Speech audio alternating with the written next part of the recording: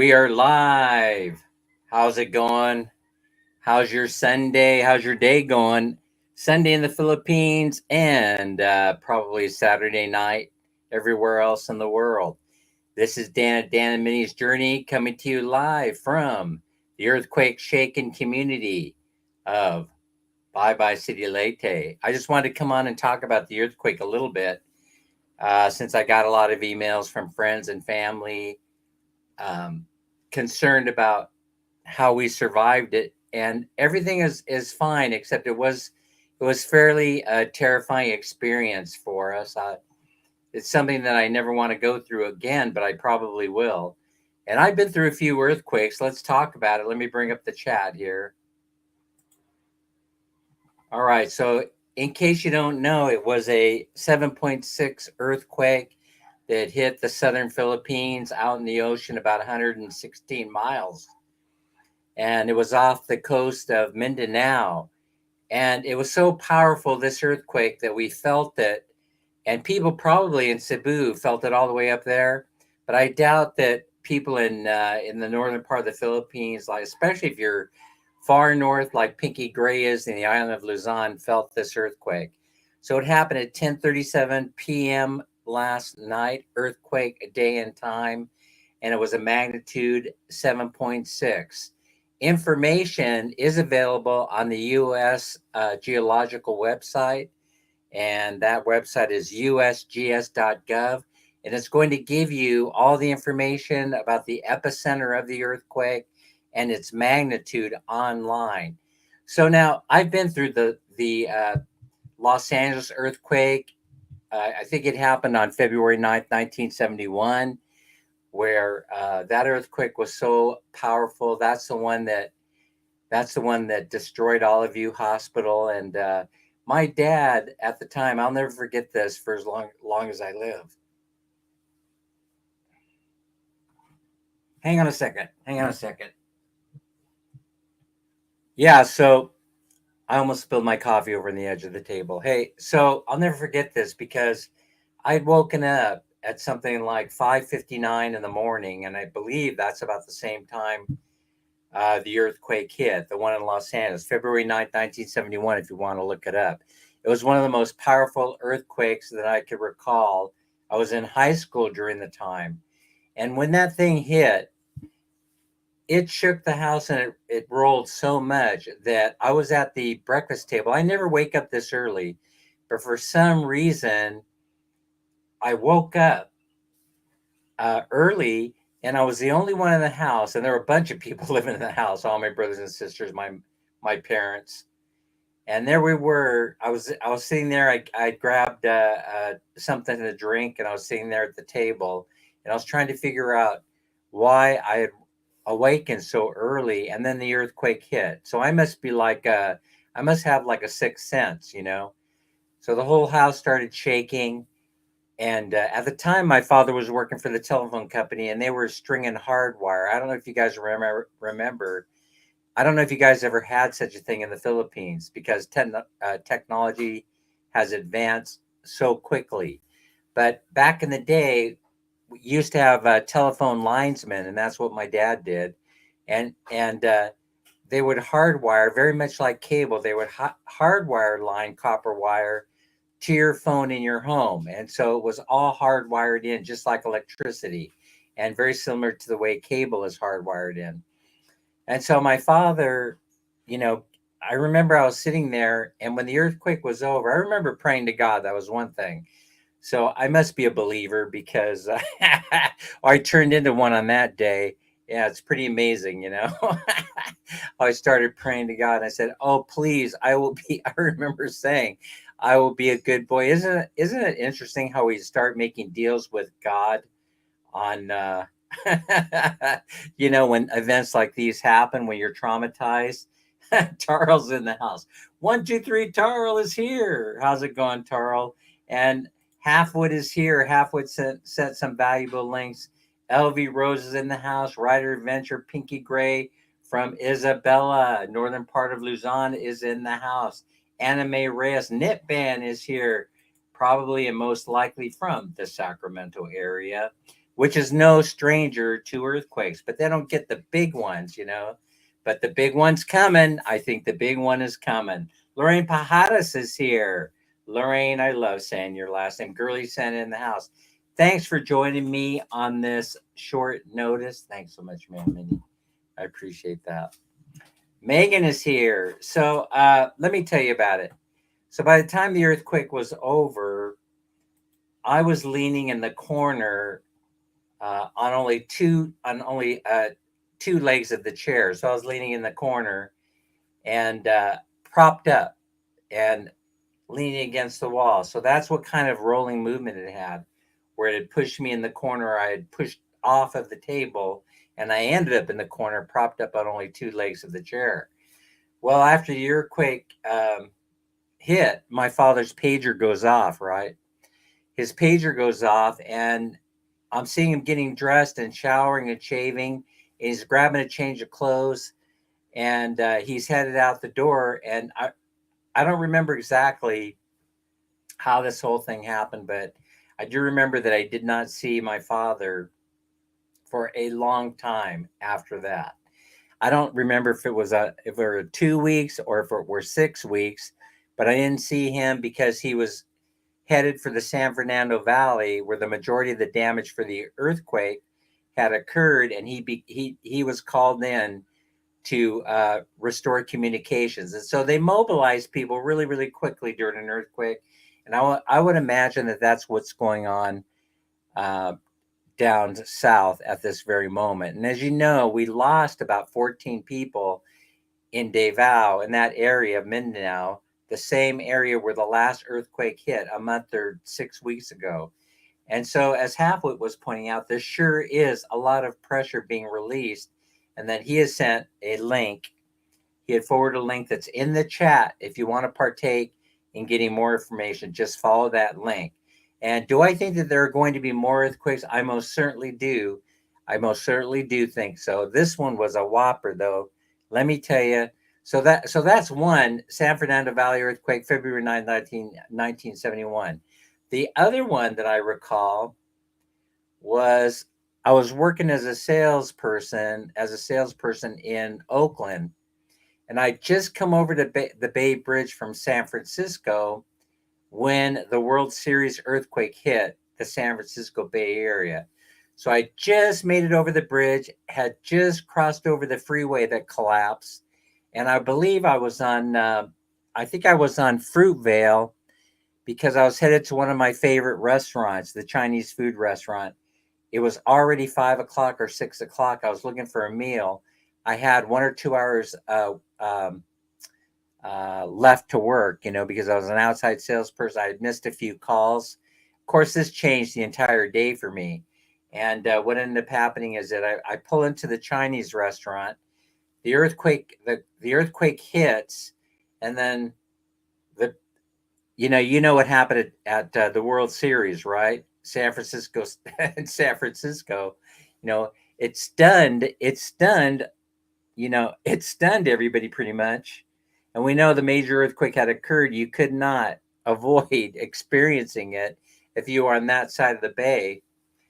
And the freeway close by, I would say it was only about 8 or 10 blocks. So I was at Fruitvale and East 14th. If you know the Oakland Bay area, I was at East 14th and Fruitvale, I believe, or San Pablo Avenue. There was that Chinese restaurant. A lot of people, as I'm describing it, will remember this if they were around back in the day. I think it was 1989 or so, whenever it was. Knitban, it was an experience to remember because I went in there and everybody was stunned, and right away the purveyor, but it didn't knock out power there, nor did it knock out communication or everything in that side of the bay that I could recall, but it did drop the Nimitz Freeway, right? The Nimitz Freeway no longer exists because it basically collapsed it, and it wasn't in great engineering shape in the beginning. And so that earthquake had a lot of loss in life, but I want to talk to you about what I experienced inside that restaurant is key to the way that they search for victims of earthquakes. I want to talk, and they use this method all over the world now. I want to talk to you about it because I was there when this happened. It's Dan has a story. Every Dan has a story moment. So as we were sitting in there, they had a TV set, and they turned on the TV set. And we were able to catch the live feed. So at the time, there was a live feed going on because of the World Series, and all they did was they used that satellite truck, one of them there, in order to start broadcasting what was going on around them. So we're watching everything in real time. We're seeing what's happening. And live, I mean, it's live. There's nothing like watching things live, right? It's like reality TV. It's a big deal. And so we're there, and my mouth is hanging open. And of course, I go to that restaurant all the time when I'm working in Oakland, so they know me. So they brought my order over, fried rice and a few other things I usually have there. And I'm sitting there, and I'm just trying to get the food in my mouth, but my cage has definitely been rattled. It was such a powerful earthquake.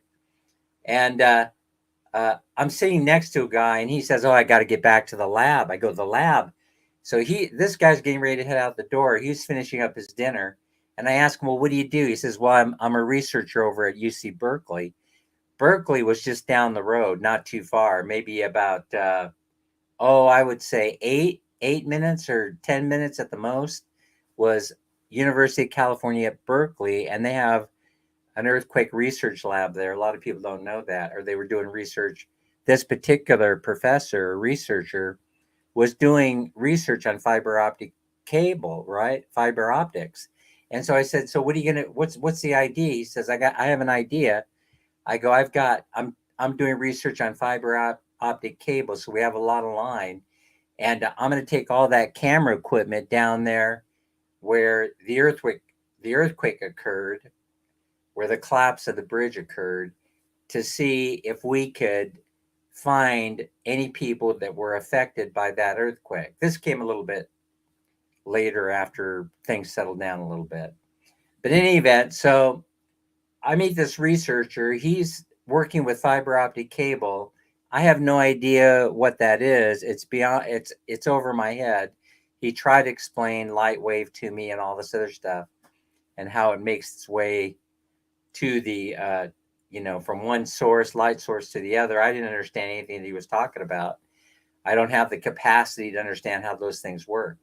But anyway, so he disappears quickly, and the very next day, I'm watching the rescue of somebody that got trapped underneath one of the collapsed bridges, that was known as the Nimitz Freeway, Highway 17, which was a major thoroughfare that traveled through the Bay Area on your way to San Francisco. By the way, it no longer exists. Tim Desiak is here. Pressy is here. I'm sorry if I missed calling out your name. Rider Adventure. So this was an exciting time because, of course, I wasn't going to be able to do any work in the Bay Area for a few days, which was my primary sales territory. So I sat home basically and I watched TV, and they were actually broadcasting this guy helping the firefighters, demonstrating how the fiber optic cable works so they could snake through this fiber optic camera in search of survivors. And I'm sure that Tim Desiak, you probably were around at the time. I'm sure that Tim, or maybe Nitban might be a little bit young, but you remember how this occurred. How this, and now fiber optic cable, of course, is used in all kinds of different applications, not only for communications, of course, and for doing medical and all this other stuff, but it's used primarily by firefighters in rescuing people, and it's used all over the world. They use a fiber optic camera and cable, and they will snake it in wherever they could fit that cable, and then it will return back pictures, and so they could see if somebody is alive in the rubble. So those are the two memorable experiences that I will never forget as long as I live. And now I have another one. This earthquake was huge, and make no mistake about it, this was the scariest one that I have ever been involved with in my entire life. And I got to tell you something, we're far away from it. We're what? We're a couple hundred miles away from the epicenter. So I didn't realize how close that we actually are to Minden now, but we're pretty close. We're not far at all. And so we're if you go in the US Geological Survey, you're going to see how far we are. You can get distance, and you could see the areas that were affected. And so the fact that we haven't heard about damage to Davao or Mindanao and the surrounding areas is nothing short of a miracle to me. The way this earthquake hit and what we felt here in the house, it's surprising that this house is still standing.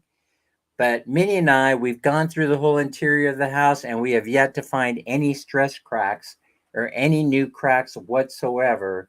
And I find that to be nothing short of a miracle. I'm not saying they're not there. It's been raining. We haven't had a chance to do a good inspection of the outside of the house. So, in fact, the rain's coming down right now. Most likely, oh, you left California in '93. Were you there in 80? Were you there when the Loma Prieta earthquake hit the Bay Area?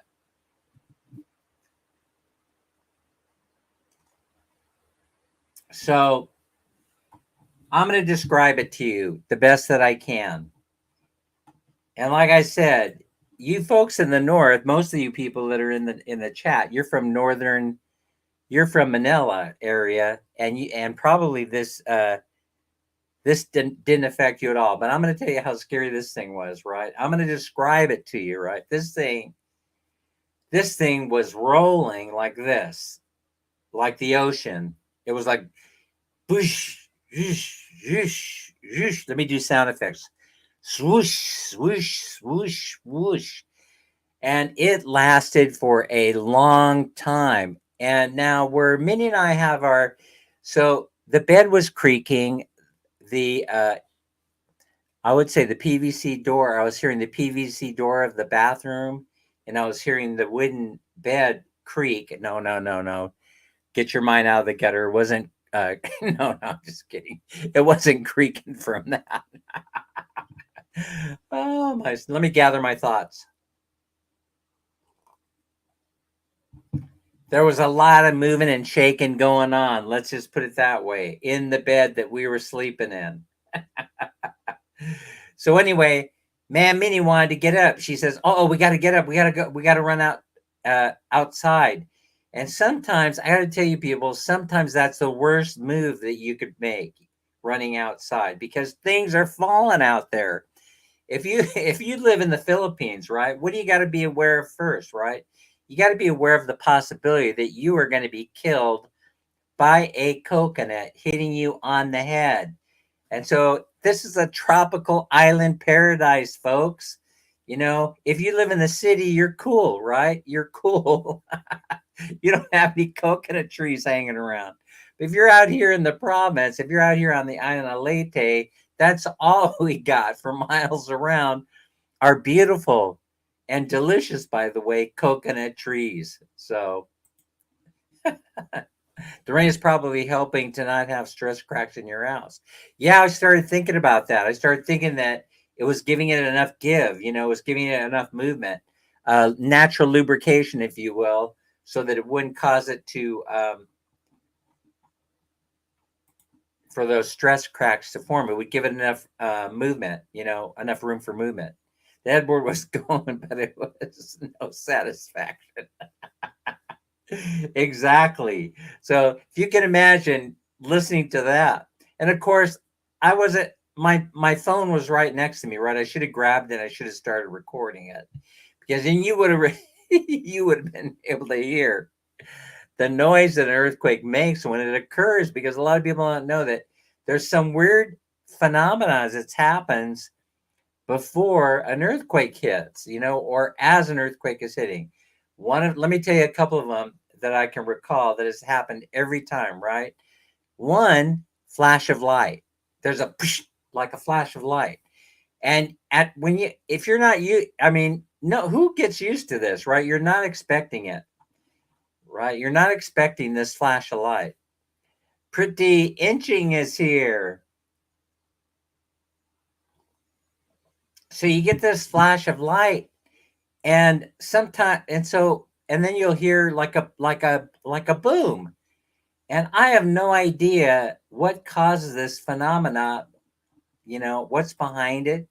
I don't know if I'm hearing electric lines clash together, or I'm seeing electric lines spark, or what's going on, because I'm not moving. I'm frozen in time. So man, Minnie is trying to get up out of the bed. No, we have to run for it. Run for your life. Ah! And I'm like trying to calm her down, saying, no, no, no. We have to stay put. We're in the safest place that we could be. And she goes, what do you mean? I said, look at this. We're in this. So our bed, there's sort of like an enclave, right, where our bed sits. I'd move the bed because, of course, I think about stuff. I'm always thinking about stuff like this, and I'm thinking, you know what? Let's move the bed into this cutout enclave, because that structurally is the safest place for the bed to be, and then we'll sleep in this position. The heads, you know, in the enclave, because structurally that is the safest place in the entire house, other than a closet, which they don't have here in the Philippines. They use other things, right? They use cabinets. So people aren't building built-in closets, but they're building CRs, and then the CR would be the other safe place to be, or the most safe place to be. If you were to look at my house and I were to take you around, I'd be able to show you what I'm talking about. But basically, you have an enclave and then the bed below it. So when you look up, you just have this section of about 4 feet by 5 feet that's going to act as a protective shelter for you. And so if if things started to fall around you, that would remain standing, where the corners meet. Yeah, if you look at other earthquakes, you'll see that what survived in the structure would be the corners. We filled a 20-acre field with ash 10 feet high and high from shoveling ash. Oh, okay, I got you. I got you. That makes sense to me. We are taught to go to the toilet as it's the structurally safest place in New Zealand, and Halfwit is right. I was saying that structurally it's going to be, depending on how big your restroom is, but if it's a standard size CR, that will most likely be the safest place, in your building. But now in the Philippines, the CR oftentimes is an outbuilding, right? It's like that whole idea that you don't S where you eat. You don't eat and you don't poops in the same place. So generally speaking, the pooper is away from the rest of the house, which is something that I actually believe in. Okay, but you can get killed in the walk between the main house, and the CR. But if you have a CR inside your structure, we have two of them. Then you go into the smallest one, and that's where you take refuge. But we were okay because we were in that enclave, right? So anyway, let me tell you the rest. The rest of the story is plain and simple. I did probably what you would do. Start praying. Start praying for it to end, you know? And eventually it did. And it's amazing how you'll have only a few seconds of rolling earthquake. You're hearing the noise in the background, thinking that the world is collapsing around you. And then silence. It's such an ethereal thing, and gives you a very, very weird feeling. And so if you've been through it before, I mean, a really big one, I mean, I'm from California, like I said, 5.0s happen all the time on the Richter scale. They happen every single day. But as Halfwood pointed out, there are earthquakes happening all over the world right now, and the Ring of Fire is particularly active. And so uh, Halfwit was kind enough to send a link into the chat. Go searching around for that link. Maybe Halfwit can post it again. And then if you'd like to partake, go in there, copy and paste that, so you have some reference. Yeah, flying coconuts. Watch out. What is that? At first you look up and you go, is that a UFO? No, it's not a UFO. That's a flying coconut. You got to get the hell out of the way. You're going to get dead by one of those. Yeah, people get killed by those things every day. You know, we're used to looking up in the Philippines, not looking down in the ground like in the States. We're not from San Francisco, Nipan. We're not walking around looking on the ground all the time. You know, that's where people get killed. They get killed because they're looking on the ground. Always look up several times a day. That's why I said New Zealand. Our building regulation has 2 doors between toilet and kitchen in all the dwellings. Oh, that's really smart. I like it. I like that idea a lot. And so you guys in NZ, you guys be knowing what you're doing. Lorraine is sending love. Lorraine Pajaras. God, I like saying that last name. I probably am not even pronouncing it correctly, but I love saying it. Pajaras, Pajaras, Pajaras. We probably have relatives somewhere along the way. That's what I'm thinking. So anyway, I was like, no, man, Minnie, stay put, stay put. You're in the safest place. You go out there and you're exposing yourself to the elements, and it just didn't seem like a safe idea, to me, to be running around. You just stay put or go into the CR, which was only a couple of steps away, and I had already formulated that plan. I said, this goes any longer, we're gonna get up and go into the CR. And we've never sat down and we've never put together an emergency plan or emergency site plan. But this earthquake that occurred last night, a little after 10:30, it made me start thinking that, hey, wait a minute, we got senior living going on here. We got to put together an escape plan. We got to map it out, and we have to practice it because people have to know. They need to learn at what to do in the event that another one occurs. And it's the Philippines that most certainly will. So this was scary. I don't mind sharing with you that I was terrified. San Francisco, you need to look down. Yeah, that's what I was thinking. That's why I said it. Make sure you don't step in anything that you'll regret, or step on anything that you'll regret. Yeah, if you don't know it, San Francisco is they're taking they're they're taking jokes left and right about the homeless problem and how it's become a sewer. And so I think that was part of the debate the other night. Anyway, Prissy is here, and Jean Gads is here. So anyway, let's talk about now the aftershocks. Now, an aftershock is what happens after the main earthquake. Now, it's very rare that the aftershocks will actually become greater on the Richter scale, meaning it has greater strength than the initial earthquake, but it has happened, and it's starting to happen more frequently.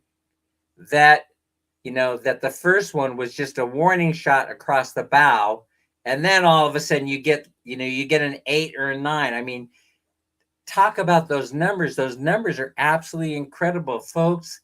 7.6 is a powerful, powerful earthquake. And I'm amazed that we have yet to hear anything from cities in Mindanao, Davao del Sur, Tagum City. And I'm sure that there are a couple of vloggers that are putting together videos. Our Philippine Life might be one of them. Our Philippine Life, if you go in there, you've got the American couple, the American and the Filipina.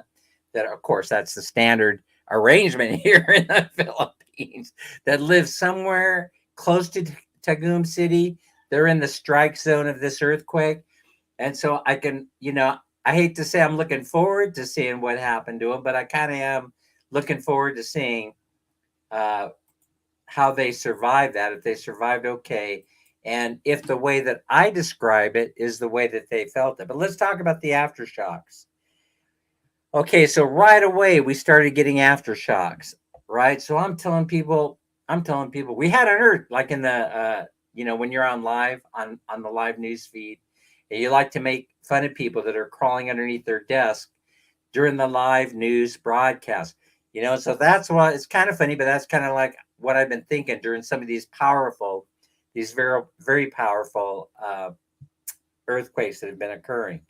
And so so let me tell you what they've been and when they occurred.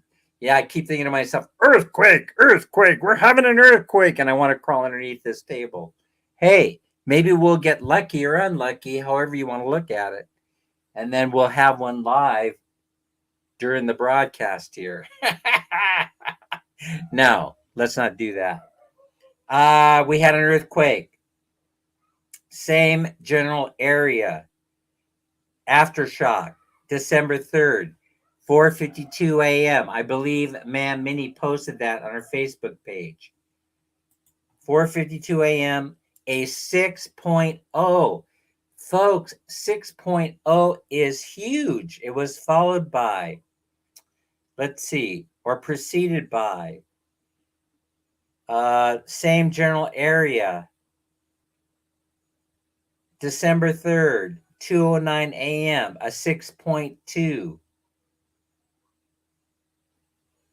December 3rd, 1:55 a.m., 5.7. Folks, these are huge, huge earthquakes. December 3rd, magnitude 6.2, 1:40 a.m. So I'm going backwards in time from the point of the earthquake. But you could get the idea. You get the idea. These were huge aftershocks. I mean, they were absolutely enormous.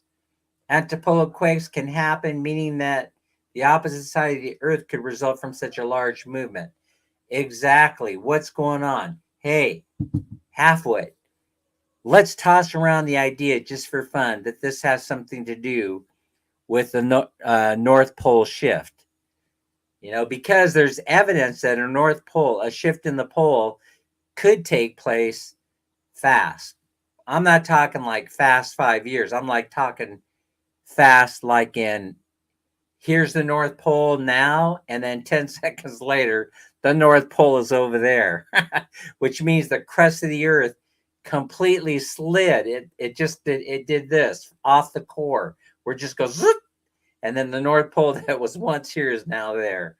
Of course, we wouldn't have to worry about it here in the Philippines because we most likely would be underwater. That's a that's a fun thought to share with everybody on a Sunday.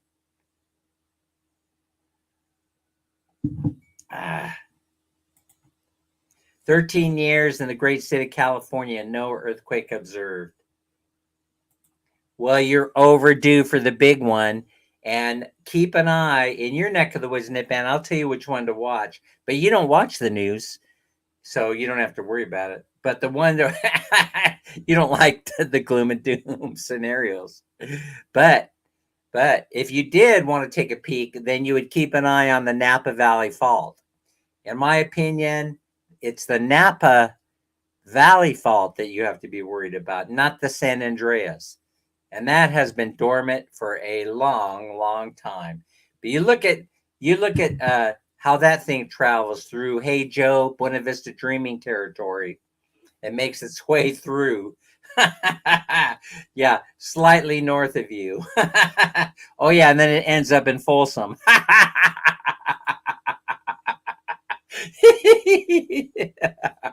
But like I said, you don't have to worry about a thing if the big one comes off the Napa Valley Fault. Oh, Pressy Santos, good morning.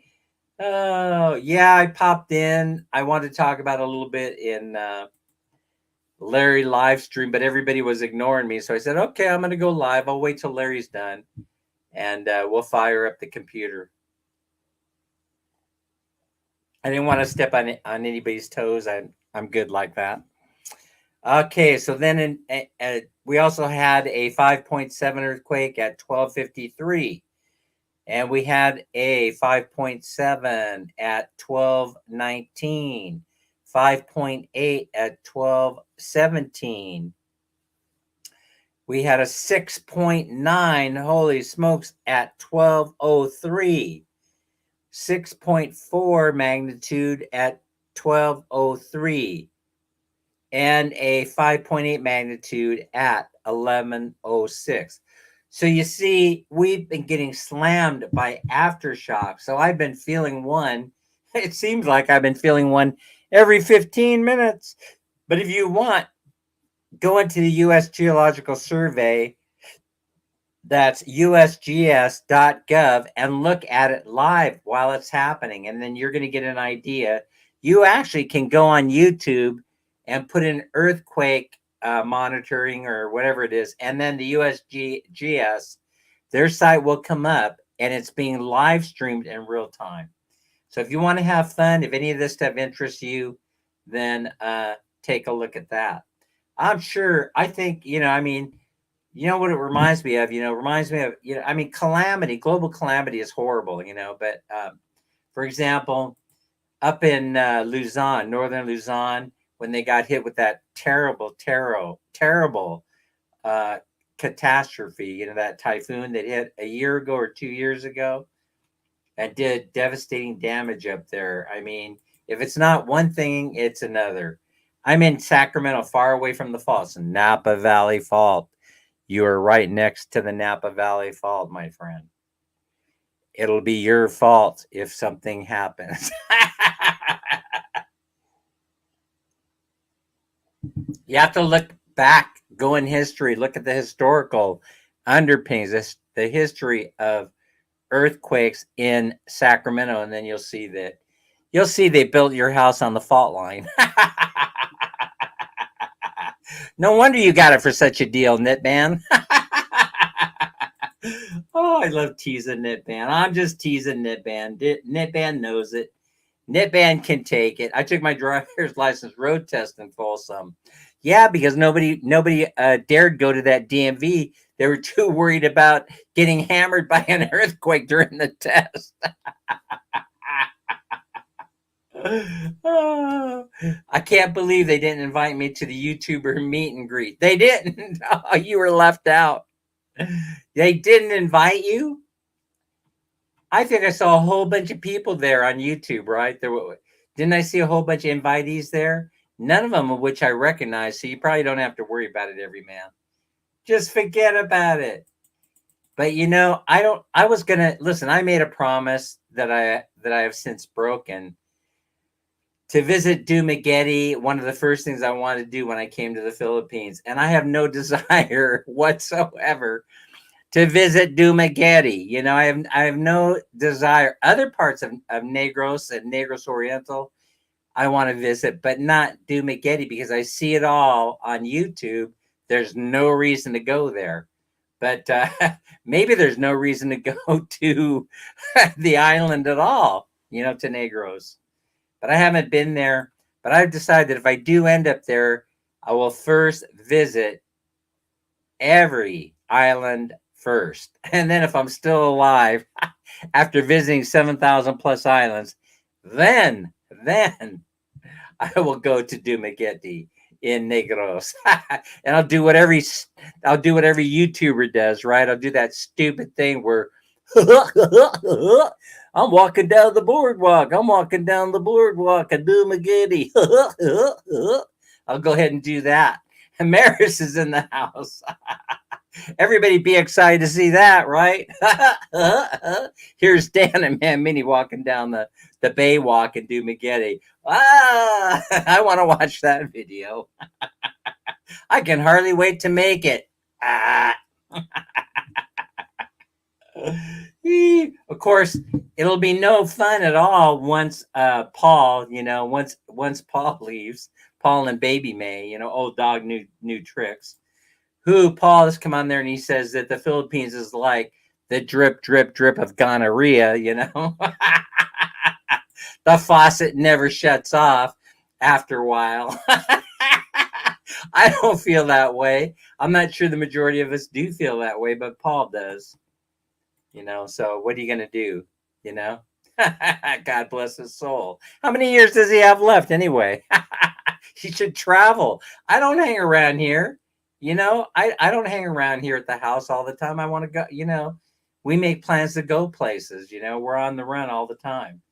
Today, this month, Christmas month and next month, January, we're going to be in lockdown most likely, so we'll stay home. My bachelor pad always looks like an earthquake happened recently. Well, that's good, isn't it, Ben? That's pretty funny. I remember those days. Well, you need to hire yourself some help. So anyway, that's the earthquake story. I'm sticking to it. There's nothing coming out about damage yet. I'm sure that's going to be happening. They don't, the reason is because they don't mobilize as quickly, as they do in the States. In the States, especially in California, we get hit by earthquakes all the time. Everybody, once they feel it, right, depending on what the magnitude, they have instructions about where to be. I did as a government worker. I was given special instructions about what to do in the event of earthquake. And so I was supposed to go to assist in, the first aid, or I was going to assist in the food lines, or I was going to go and assess to triaging for medical, that sort of thing. We were all given assignments. Every year they would review it, and then we would be given our assignment. And once the earthquake, and it was everybody understood. Everybody understood that it was part of our job duty, our job requirement in order to participate. You have to sign an agreement when you become a government employee. You're obligated, to do these things, right? I wasn't a primary source. I was the secondary. I was in the second line. And so in the event somebody was sick and they couldn't participate, then I had to step in and fill their position. As a matter of fact, all 21 or 22 years I worked for the government, I never was the primary. I never was. I guess they didn't have enough confidence in me. I don't know. Hearing crickets. They didn't have enough. They didn't have enough faith in my ability to be able to handle things. Anyway, so that's where we're at. And so I'm looking around. Let me go to the news and see if anything else comes to mind here. Philippine tsunami. Oh, yeah. And there was a tsunami. Listen, I don't know how this thing works, right? But Indonesia and Japan and the Philippines issued tsunami warnings. They told everybody to move to high ground, that they were expecting 3-foot tsunami. I don't know what that's like to get hit by a 3-foot tsunami. But if they're telling me to move to high ground, I'm listening. I'm not hanging around to see what's going to happen. No, I'm not going to be an idiot and go down to the pier and take a look out there to see, hey, I don't see any tsunamis coming my way. And then all of a sudden, that's the last you ever see of Dan. He gets washed away. No, I'm just not that adventurous. I've never been that adventurous. So yeah, no, you can't get me to climb Mount Fuji. You can't get me to climb Nepal. You can't even get me on that elevator that goes up the Empire State Building. I'm not going to do it. No, that's for you, young people, to do. You're the adventure seekers, not me. I've lived the majority of my life. I've made it through. If I went tomorrow, I probably would die with a smile on my face. So that's the extent of it. That's the extent of what happened. Who was there? Who felt it? Who can describe? Who's here? I don't see anybody who lives in Des and Melanie. They certainly would have felt it.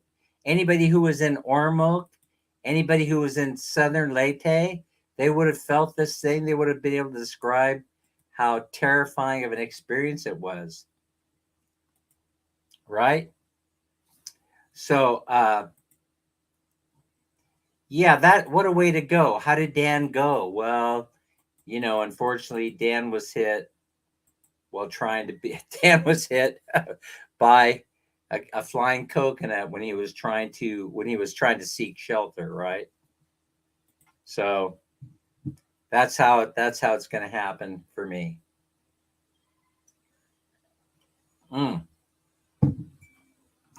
Crystals is here. Tim, I hope you didn't visit the prison. Everybody visits the prison. They all want to see where Johnny Cash put on his performance, where the prison crowd went wild. Dens Verga is in the house. Dens Verga, welcome. Welcome, Dens. You're right, Dan. Those at the meet and greet were all small chat. That's what I saw. You shouldn't have been there anyway because you're big time. And so why bother? Why even bother, It would have been just insulting for you to show up. It would be like if you got an invite, they'd be like insulting you. It'd be like sending you a clear message that your channel's circling the drain. Let me think about that.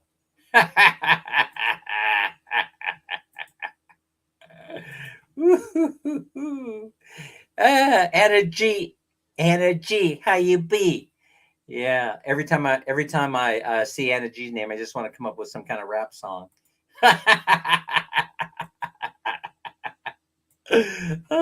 Anna G. Megan Gomez in the house. Oh my gosh. Are we having a good time in earthquake land or not? So another reason there were all nobody's there. Yeah, it's a perfect place for me. I could care less though, I could give you both barrels right now. Who cares? You could stuff it, Dumageddon. Just stuff it. Stuff it where the sun don't shine. Right?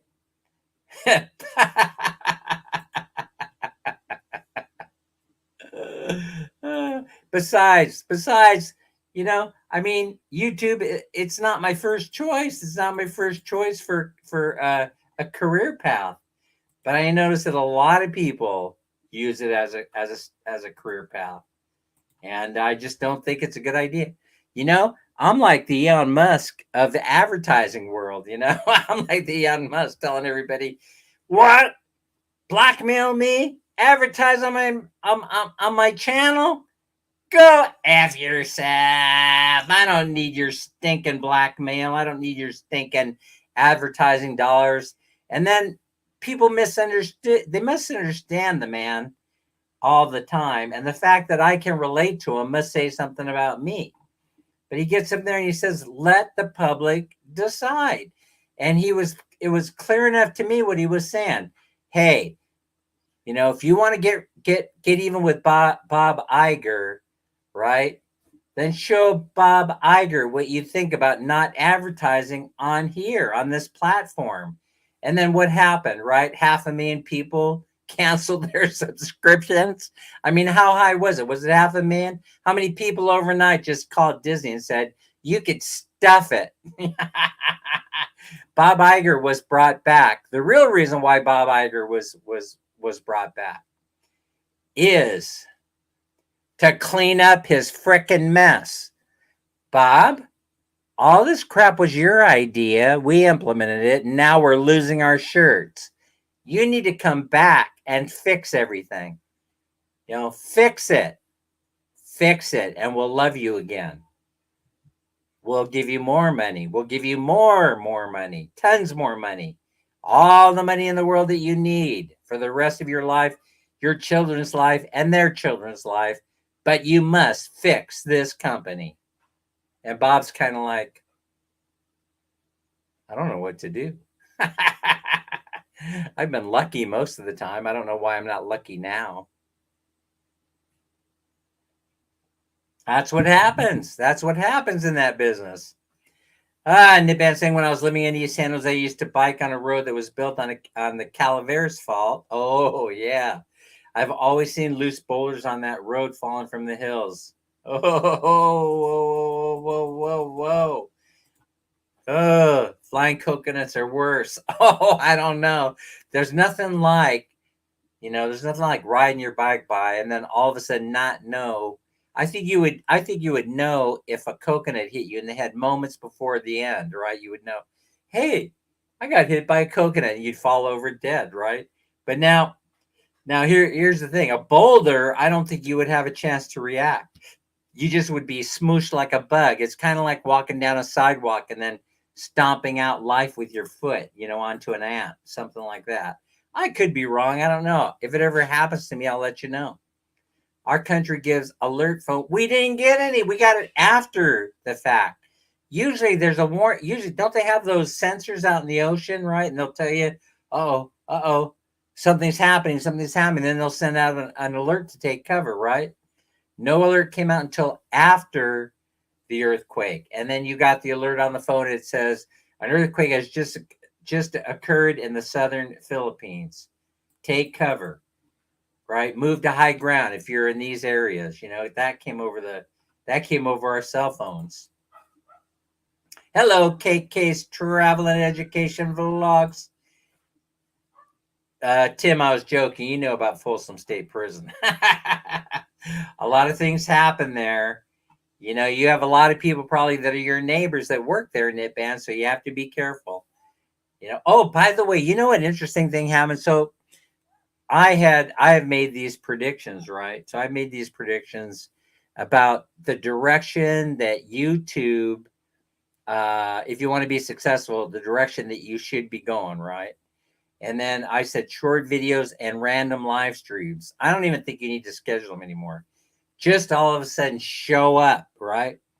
So, and it's that idea, history repeats itself, and that's a reality TV flavor that people are looking for. They're looking for drama, and this is the reason why, if there's drama going on YouTube, right, that they get more views. They try and so you have a lot. Listen, you have naturals like the Filipina P. You have naturals whose channels continue to grow no matter what garbage they put on it. By the way, I wasn't saying that the Filipino P puts garbage on her channel. But how many times can you do a video on what is the Filipina's favorite sex position? I mean, for crying out loud. And you have all these American men who are dreaming about moving to the Philippines, paying attention, right? They're like, oh, what is it? Let me know. No, they want to see the gloom and doom in your life, right? They want to see the misery in your life. That's what people are really interested in. Who's suing who's breaking up in the movie world. And then all of a sudden the whole social media platform explodes, right? But they want to see it on the fly. People don't have time. They don't have time to waste on your silly nonsense. What? You're going to do what? You're going to show me the city of Ilongos? What the hell? What the hell's the matter with Dan? Does he know that we want to see how much he doesn't Dan know? I could just imagine what people are thinking, right, or saying about me. Doesn't Dan know that we want him to review $60 per month apartments so that we can go there for $60 a month, pay rent, and then what's left of our $500 Social Security check we can spend on wine, women, and all kinds of debauchery. Doesn't Dan know that? Doesn't Dan know that we wanted to interview single, young, attractive Filipinas, so that we can get the down low for the hookup?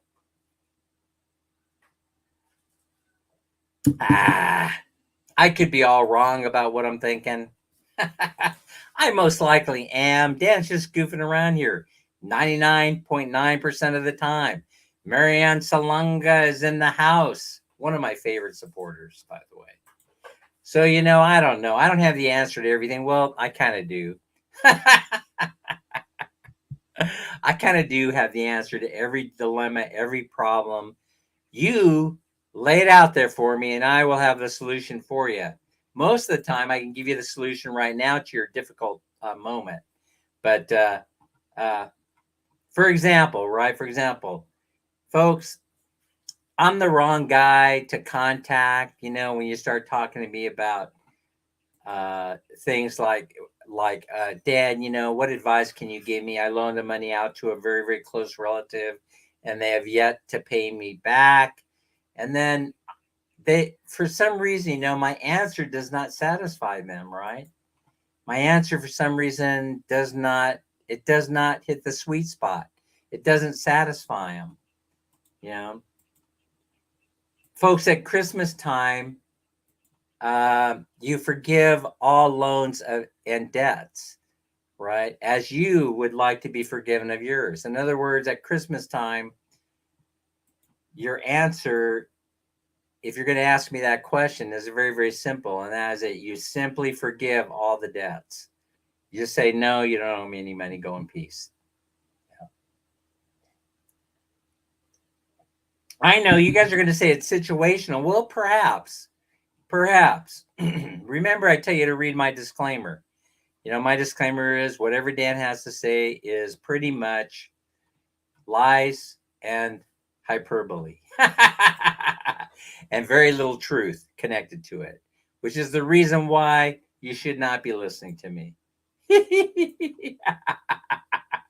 But you insist on coming here, and so I'm just giving it to you, the answer, the way that I would apply it, and so that brings me to another subject, which is that never be the borrower or the lender of money, and especially don't borrow it from the mob. Don't borrow it from a criminal enterprise, an ongoing criminal enterprise. That's bad, because they will figure out a way to get paid, and it may not be a pleasant experience for you. But in the event of relatives, you gift them the money if you have it to give. So I figure it like this, right? If a relative comes to you and they say, relative, can you kick me down 500 pesos, or can you loan me 500 pesos? Listen, if you have 500 pesos in your pocket and then you give it to them, right? My recommendation is you gift it. You gift it to them and you say nicely, because you would have given it to them as a loan anyway. You see, and you're never going to see that money back, most likely. I mean, what are the odds are? I know a lot of you have relatives that come borrow money, they pay it back really quickly. But it's better not to create any kind of friction whatsoever where relatives are concerned, especially relatives and very, very close friends, because they'll never talk to you again. They'll never talk to you again if you have some kind of a disagreement. And we all want the love and respect of the folks around us, especially our relatives. In order to get that, then, the reason why this works is because they will think very carefully. They will know that if they're coming to you and ask you for money, that it's going to be gifted. And so they will consider that before asking you. They will think, oh, if I go there and I ask Dan for money, Dan is just going to gift it to me, and then how will I feel about that? You start thinking through, that idea that maybe I shouldn't do it, or maybe I shouldn't. And then the other thing is, if they come to you and they ask you for 500 and you have 200 available, 200 pesos, give them the 200. If you're going to loan it to them, just give it to them and forget about it. I mean, you will be rewarded for your kindness. You will. Yeah, you people that put interest bearing on the loan, I don't know about you guys. I'm not sure about you folks. I wouldn't be that nervy. I wouldn't have the nerve to do that. Princess Sarah's here. 12 million people in the house. I know you're bouncing. I could see it, AJ. I could see everybody bouncing back and forth between streams. I know I'm probably stepping on somebody's toe. But anyway, I got everything out that I wanted to get out about this earthquake. I wanted to give you my perspective. It was scary as hell. I just want to let you know, that I have never been so terrified or scared in my entire life. And I just wanted to deliver that message because I've been critiqued from time to time. Dan, do you have any feelings whatsoever inside there? because I told you in the past that I don't. But now I realize, hey, wait a minute, I do, right? I was terrified during this experience, terrified. And the next coming days, we're gonna find out what the damage is. Ed Denoy is here. We're gonna find out. You and I have something in common, then, Ed. So you're gonna find out the damage that this did, if it did anything at all. The only saving grace that we have on this is that it did not happen on land. It happened 62 meters, kilometers, how many meters below in the ocean. And so, that's usually a good thing. The deeper it goes, the better off we are, so I'm not sure. But, the last one, the 7.0 or the 7.1 they had, same general area a few weeks ago, people did lose their lives, and there was a little bit of damage. And so I think that if that's, LV is here, and I think Pamela's here, I would say that if that's, that we would use that as an indicator that 7.1, and then you got a 7.7, I mean, that's pretty significant difference. Huge difference, as a matter of fact. I mean, we felt it here. I didn't feel the 7.1. The 7.1 I did feel, but it was it was different, right? It was a different sort of earthquake. We got a little bit of it here in Bye Bye. I hardly noticed it. I woke up from a sleep during that last one, the one before last night.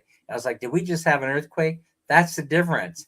The difference between the two, the 7.1 and the 7.7 or 7.6, was the first one was, did we just have an earthquake? And this one was, save me, save me. Don't let me die. I need to get one more retirement check before I go. Yes, I'm such a shallow individual.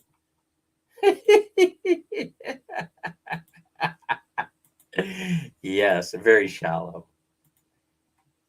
So anyway, oh my gosh, that's the difference in the earthquakes, but people described them almost the same. I thought I felt a jolt, but I was being woken up out of a dead sleep. People that were awake when it happened tell me it was more of a rolling motion. And so, but last night's clearly, definitely was a rolling motion. Jerry's in the house, going to be in the Philippines in a couple of weeks, according to what he said on Larry's live stream. So anyway, it makes you start thinking about how we aren't. I mean, we're humans, and sometimes we think that we have a lot of control over our lives. But the bottom line is, when things like this happen, you start to realize how very, very little control you have. Anime Reyes, Abby's here. How very little control you have in the scheme of things. And so I guess the best thing is to remain humble, but humble is lost on me a little bit. I try to be humble. I try. I'm doing my best. I'm doing a lot better. But I should start by not challenging people and telling them to go F themselves online. I shouldn't do that anymore.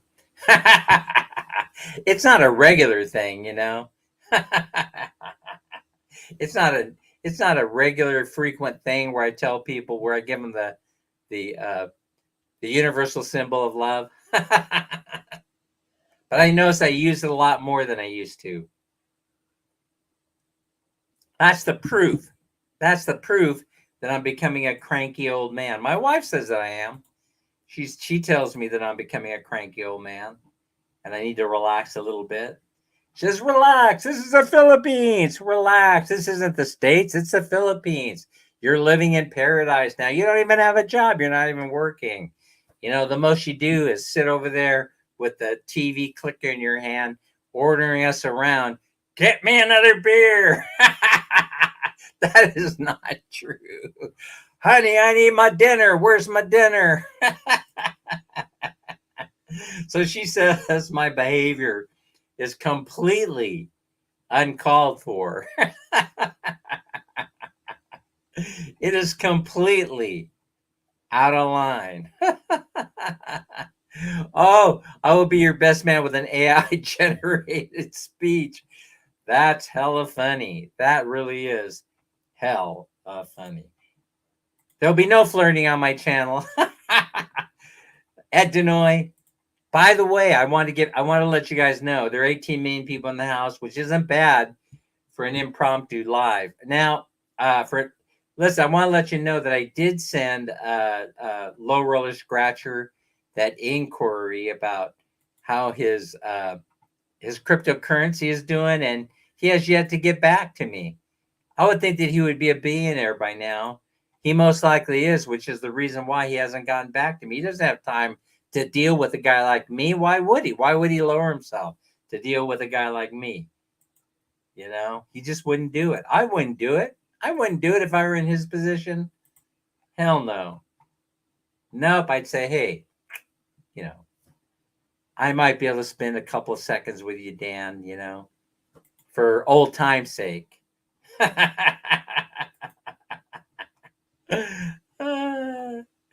She has to wait and be patient. No, I don't know. Listen, I haven't been following the chat that closely. I don't know what the hell you guys are talking about. I certainly don't want to be dragged into any drama. That's a lie. All right, today's Family Day in the Philippines. So spend time with your families, right? So that's where I imagine everybody is right now. They're at the park, they're in church. Lex, go to church today. Make sure you guys go to church. Spend time with your families, count your blessings, and you know, tell them that you love them in case the earthquake comes to your town near you and takes you out when you least expect it. People are sitting there at home going, did Dan really say that? Yeah, Dan said that. Listen, I got to get off of here because I got Christmas presents to buy for people. So anyway, Tim, if you think you are the boss, try to order someone else's dog to do something. Find out what happens. That's a very good point, Tim. No, I don't think I would try and order anybody's dog around, including my own. I certainly would be at risk if I did.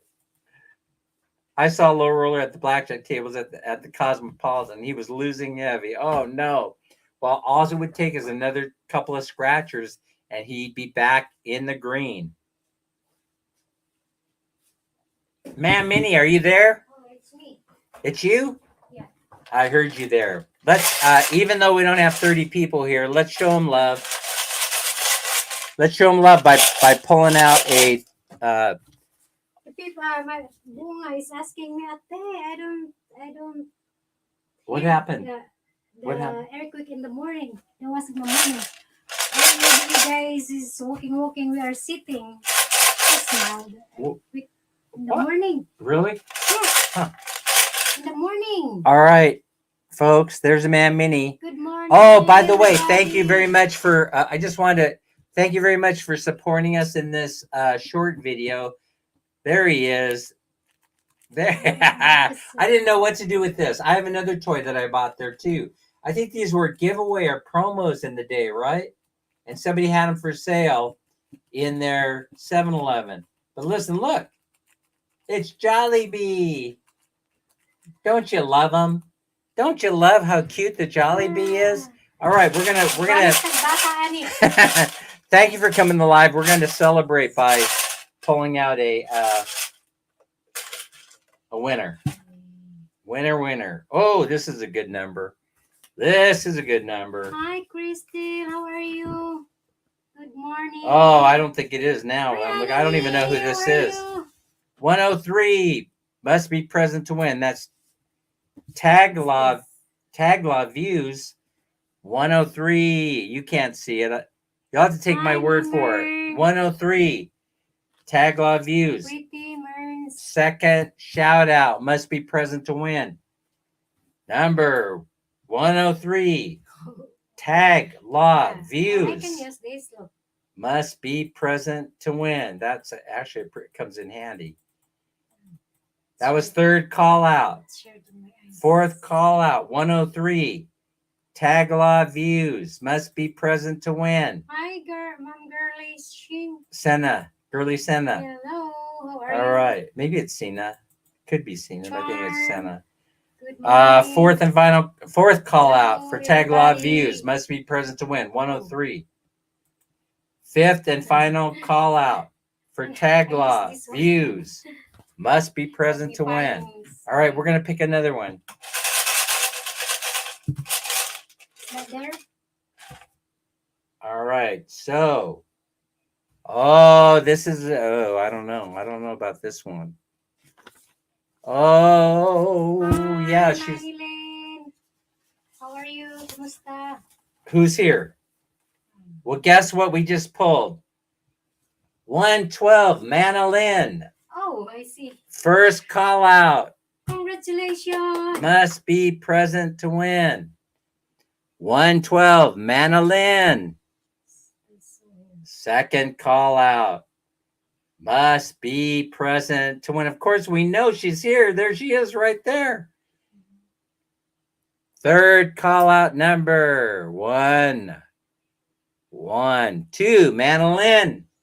Present. Listen. Winner, chicken dinner. Listen. Manalyn is the winner. I'm so happy you won, Manalyn. Yes. It pleases me so much. Manalyn, do me a favor. Send me your Gcash in the chat so that I don't have to look it up. I have index cards that has everybody's Gcash on it, but I'm lazy.